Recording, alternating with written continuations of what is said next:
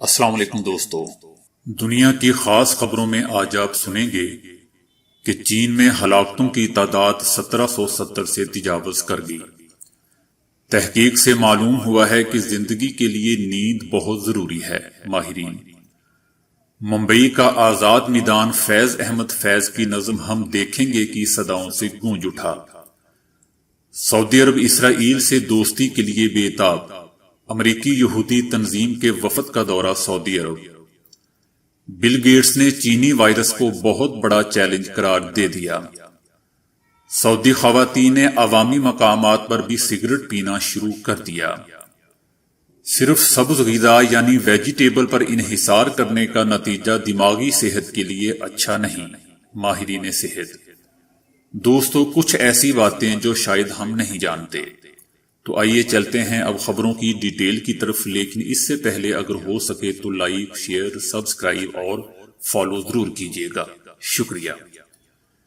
ادھر چین میں وائرس سے ہلاکتوں کی تعداد 1770 ہو گئی ہے۔ چین کے قومی صحت کمیشن نے متاثرہ افراد اور ہلاکتوں کے نئے اعداد و شمار جاری کیے ہیں اور بتایا ہے کہ ہفتے کے روز کے بعد سے مزید 105 افراد جان کی بازی ہار گئے ہیں۔ کمیشن کے مطابق چین میں اب تک 70,548 افراد اس سے متاثر ہوئے ہیں۔ ان میں 90% نئے کیسوں کا تعلق ووہان سے ہے۔ 1,10,00,000 آبادی والے اس شہر ہی میں سے سب سے پہلے گزشتہ سال کے آخر میں جنگلی جانوروں کی ایک مارکیٹ سے یہ پھیلا تھا۔ اس سے متاثرہ 70,500 سے زیادہ افراد میں 10,844 کا علاج کیا گیا ہے اور انہیں صحت یاب ہونے کے بعد ہاسپٹلوں سے ان کے گھروں کو جانے کی اجازت دے دی گئی ہے۔ چین سے باہر دوسرے ممالک میں 500 سے زیادہ کیسوں کی تصدیق ہوئی ہے۔ ان میں سے زیادہ تر وہ لوگ ہیں جو چین کے دوسرے شہروں سے اپنے آبائی ممالک کو لوٹے تھے۔ چین کے صوبہ ہوبئی میں گزشتہ ایک ہفتے کے دوران متاثرہ افراد کی تعداد میں کمی واقع ہوئی ہے اور اس کی وجہ یہ بیان کی گئی ہے کہ اس سے متاثرہ کیسوں کو شمار کرنے کا معیار تبدیل کر دیا ہے۔ اب پھیپھڑوں کے ایکس رے یا امیج کے ذریعے متاثرہ افراد کی تشخیص کی جا رہی ہے۔ قومی صحت کمیشن کے مطابق صوبہ ہوبئی سے باہر بھی چین کے دوسرے علاقوں میں کیسوں کی تعداد میں کمی واقع ہوئی ہے۔ چینی حکام کا کہنا ہے کہ یہ اس امر کی علامت ہے کہ اس پر اب قابو پایا جا چکا ہے۔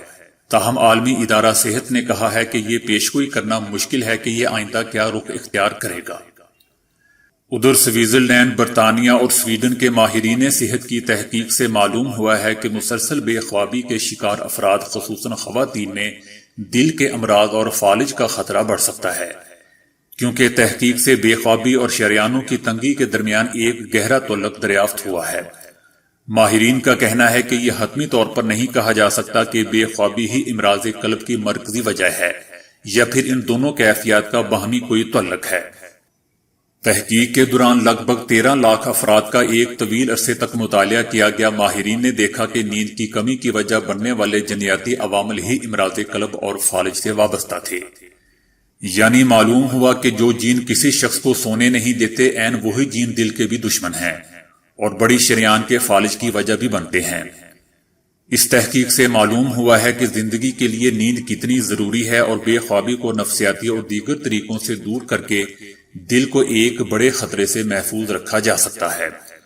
تاہم اس تحقیق کی بعض خامیاں بھی ہیں، کیونکہ دوستوں ماہرین نے اب بھی نیند کی کمی کی اصل وجہ نہیں بتائی ہے، کیونکہ اس کی جنیاتی وجوہات پر بحث کی گئی ہے۔ اس تناظر میں مزید تحقیق کی ابھی بھی ضرورت ہے۔ ادھر شہریت قانون مودی حکومت کے لیے وبال جان بن گیا ہے۔ طلباء، خواتین، سب اقلیتیں اس کے خلاف متحد ہو گئی ہیں۔ ملک گیر احتجاج نے بھارتیہ جنتا پارٹی کی رات کی نیندیں اڑا دی ہیں۔ شاہین باغ میں بیٹھی خواتین مظاہرین کا حوصلہ 2 ماہ بعد بھی پست نہ ہوا۔ جامعہ ملیہ اسلامیہ میں طلباء پر ظلم ابھی بھی ہو رہا ہے۔ شاہین باغ دھرنے کو 2 ماہ سے زائد وقت ہو گیا ہے۔ کوئی ایسا حربہ نہیں ہے جو ان پر استعمال نہ کیا گیا ہو۔ حکومت معاملہ سپریم کورٹ لے کر گئی تو وہاں بھی ان کی شنوائی نہ ہو سکی۔ اسی احتجاج کو دیکھتے ہوئے بنگلور میں بھی خواتین نے دھرنا دیا ہوا ہے۔ ادھر جامعہ ملیہ اسلامیہ پر ظلم بھی حکومت کو کٹہرے میں لے آیا ہے۔ دہلی ہائی کورٹ نے حکومت سے واقعہ پر جواب طلبی کر لی ہے۔ ممبئی میں ہزاروں افراد نے احتجاج کیا۔ جلسہ گاہ نریندر مودی کے خلاف نعروں اور فیض احمد فیض کی نظم ہم دیکھیں گے کی صداؤں سے گونج اٹھا۔ جلسے میں ممبئی کے مختلف علاقوں سے تعلق رکھنے والے مظاہرین نے شرکت کی، جن میں خواتین کی بڑی تعداد بھی شامل تھی۔ لیکن دوستو، اس میں سب سے اہم بات یہ ہے کہ تمام کمیونٹیز کی طرف سے مظاہرے امن و امان کے دائرے میں رہتے ہوئے ہو رہے ہیں، لیکن دوسری طرف جو گلیوں، محلوں اور گھروں میں گھس کر جو ہو رہا ہے وہ سب کے سامنے ہے۔ ادھر امریکہ میں یہودیوں کی ایک سب سے بڑی تنظیم کا 4 رکنی وفد 4 روزہ سعودی عرب کا دورہ کر رہا ہے۔ امریکی یہودی تنظیم کے وفد کا یہ 27 سال کے بعد پہلی بار سعودی عرب کا دورہ ہے۔ 1993 کے بعد یہ ارکان پہلی بار سعودی عرب کا دورہ کر رہے ہیں۔ یہودی وفد کا دورہ ایک ایسے وقت میں ہو رہا ہے جب سعودی عرب اسرائیل سے تعلقات معمول پر لانے کے حوالے سے مسلسل تردید کر رہا ہے، اور ایسی رپورٹس کو بھی مسترد کر رہا ہے جس میں کہا گیا ہے کہ سعودی ولی عہد محمد بن سلمان اسرائیلی وزیر اعظم نیتن یاہو سے ملاقات کریں گے۔ تاہم دوسری طرف سعودی عرب نے اس دورے کی تفصیلات کو صیغہ راز میں رکھا ہوا ہے۔ اس دورے میں امریکی یہودی سعودی عرب کے اعلیٰ عہدیداروں سے ملاقاتیں کریں گے، تاہم ان عہدیداروں کی شناخت نہیں کی گئی۔ اس کے علاوہ یہ وفد سعودی عرب میں رابطہ عالم اسلامی کے سیکرٹری جنرل محمد العیسی سے بھی ملاقات کرے گا۔ ادھر مائیکروسافٹ کے بانی بل گیٹس نے چینی وائرس کو ایک بہت بڑا چیلنج قرار دیتے ہوئے کہا ہے کہ اس نے اگر افریقہ میں وبائی صورت اختیار کی تو چین سے کہیں گنا زیادہ نقصان ہوگا۔ 1 کروڑ لوگ جان سے جا سکتے ہیں۔ امریکی شہر سیاٹل میں کانفرنس سے خطاب میں بل گیٹس نے کہا کہ افریقی ملکوں تک پہنچا تو اس کے پھیلنے کی رفتار بہت تیز ہوگی۔ افریقہ میں علاج، معالجے اور صحت عامہ کے شعبوں میں پسماندگی کے باعث اس کا مقابلہ کرنا انتہائی دشوار ہوگا۔ مصر میں اس کا ایک کیس سامنے آ چکا ہے جس کے باعث اس کی افریقہ پہنچنے کی تصدیق ہو چکی ہے۔ انہوں نے کہا کہ عالمی سطح پر پھیلنے پر یہ نظام صحت معیشتوں اور لاکھوں لوگوں کو روند ڈالے گا۔ گزشتہ برسوں میں چین اور افریقہ کے مابین سفر میں کئی گنا اضافہ سامنے آیا ہے اور پچھلی 1 دہائی میں دونوں خطوں کے مابین پروازوں میں 600 گنا اضافہ ہوا ہے۔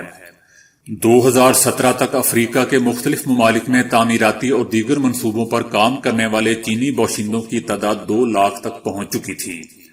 الجیریا، انگولا، نائجیریا، ایتھوپیا میں سب سے زیادہ چینی باشندے موجود ہیں۔ انہی حقائق کے پیش نظر افریقہ میں اس کے تیزی سے پھیلنے کے خدشات ظاہر کیے جا رہے ہیں۔ ادھر سعودی عرب میں خواتین سے متعلق حقوق میں نرمی کے بعد سعودی خواتین نے عوامی مقامات پر سگریٹ پینا شروع کر دیا ہے۔ سعودی عرب میں حالیہ کچھ مہینوں کے دوران خواتین کی جانب سے عوامی مقامات پر سگریٹ پینے کے بہت زیادہ واقعات منظر عام پر آئے ہیں۔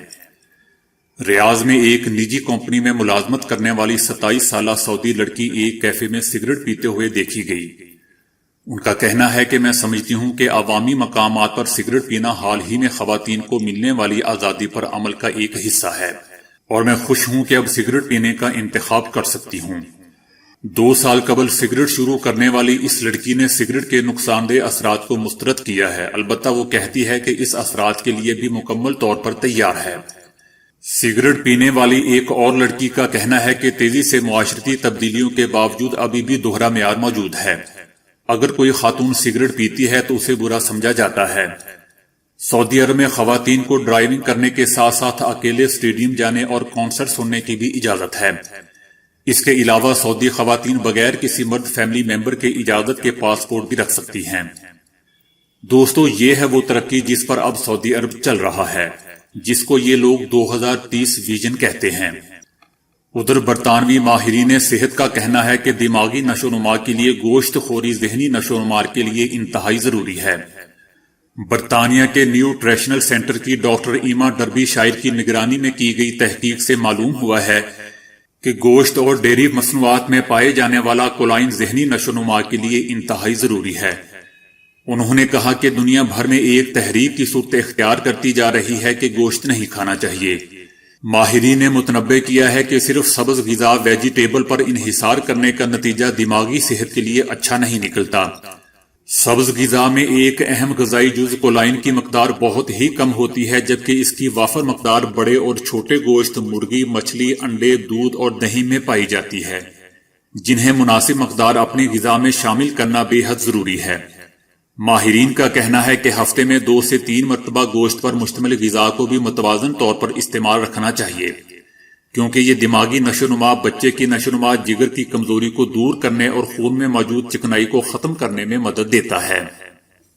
دوستو، کیا آپ جانتے ہیں کہ دنیا میں جتنا بھی پیسہ ہے وہ فزیکلی روپ میں صرف 8% ہے، باقی سب ڈیجیٹل فارم میں ہے، یعنی کمپیوٹر میں، کیونکہ دنیا میں زیادہ تر لین دین ڈیجیٹل فارم میں ہی ہوتا ہے۔ اور کیا دوستو آپ یہ بھی جانتے ہیں کہ اصل ڈائمنڈ یعنی ہیرے ایکس رے میں نہیں آتے؟ اگر کسی کے پاس ہے تو وہ اس کا ایکسرا کروا کے دیکھ سکتے ہیں۔ دوستو، کیا آپ جانتے ہیں کہ ایک چمچ شہد میں کتنی محنت لگتی ہے؟ 12 شہد کی مکھیوں کی پوری زندگی کی محنت اس پہ لگ جاتی ہے۔ دوستو، جیسا کہ ہم جانتے ہیں کہ ہمارے موبائل کیمروں کی جو کوالٹی ہوتی ہے وہ 12 سے 20 یا 25 میگا پکسل ہوتی ہے۔ کہ آپ یہ بھی جانتے ہیں کہ ہماری آنکھ کی کتنی کوالٹی ہوتی ہے؟ تو دوستو، ہماری آنکھ کی 576 میگا پکسل کوالٹی ہوتی ہے۔ دوستو، ایک عورت تھی جس کا نام تھا ویرونیکا سائڈر۔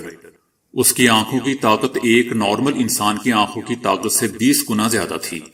وہ 1.5 کلومیٹر دور کھڑے کسی بھی انسان کے چہرے کو صاف دیکھ سکتی تھی۔ اس کا نام گنیز بک ورلڈ ریکارڈ میں بھی آ چکا ہے۔ دوستو، آسٹریلیا کی کل آبادی 2.5 کروڑ کے قریب ہے، لیکن اس میں حیرت کی بات یہ ہے کہ ان میں صرف 5 لاکھ لوگ درمیان میں رہتے ہیں، جبکہ 2 کروڑ 45 لاکھ لوگ سمندر کے آس پاس والے علاقوں میں رہتے ہیں۔ جیسا کہ ہم جانتے ہیں کہ آسٹریلیا چاروں طرف سے سمندر میں ہی گھرا ہوا ہے۔ تو دوستو، آج کے لیے اتنا ہی۔ ویڈیو کو لائک، شیئر اور فالو کرنے کا شکریہ۔